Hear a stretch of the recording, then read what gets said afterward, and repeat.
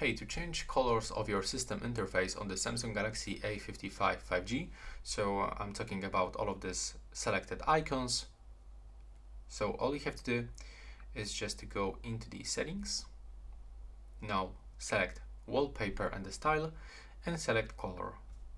From this, click on this to apply, and as you can see now it looks different. It's actually applying the wallpaper from our colors from our wallpaper. And as you can see, we can actually find the different one.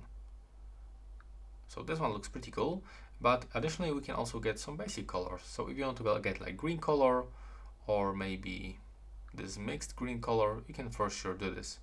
But in my case, I will actually go with this pink one. It looks really nice.